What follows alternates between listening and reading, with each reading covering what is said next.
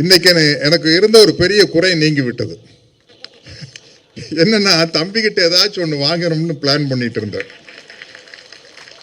பெரியார் படத்தில் நடிச்சதுக்கு நான் சம்பளம் வேண்டான்னு சொல்லிட்டேன். அந்த படத்தினுடைய 100வது நாள் விழாவில் நான் ஊதியம் வாங்காம நடிச்சதுக்காக தந்தை பெரியார் கிட்டத்தட்ட ஒரு 90 வருஷம் அணிஞ்சிருந்த இந்த மோதிரத்தை ஆசிரியர் வீரமணி அவர்கள் கலைஞர் கையால கொடுத்து எனக்கு அனுப்பிச்சு விட சொன்னார். அது இப்போ என் விரல் இருக்குது. அதே மாதிரி என்னுடைய மக்கள் தலைவர் எம்ஜிஆர் அவர்கள் நான் சந்திச்ச பொழுது, உனக்கு ஏதாச்சும் நான் கொடுக்கணும், என்ன வேணும்னு கேளு அப்படிங்கிறாரு. எனக்கு திடீர்னு என்ன கேட்குறேன்னு தெரியல. என்னென்ன அப்படின்னா, இல்லை நீங்கள் ஏதாச்சும் கேளுங்க அப்படின்னா, நீங்கள் எக்ஸசைஸ் பண்ணுற தம்பிள்ஸ் இருந்தால் கொடுங்க அப்படின்னா சிரிச்சாரு.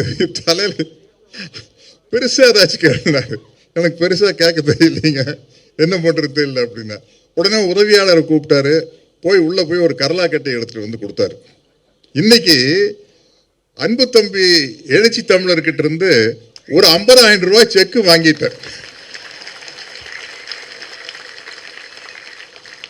இந்த 50,000 ரூபாய் செக்கை நான் கேஷா மாத்திடுறேன்.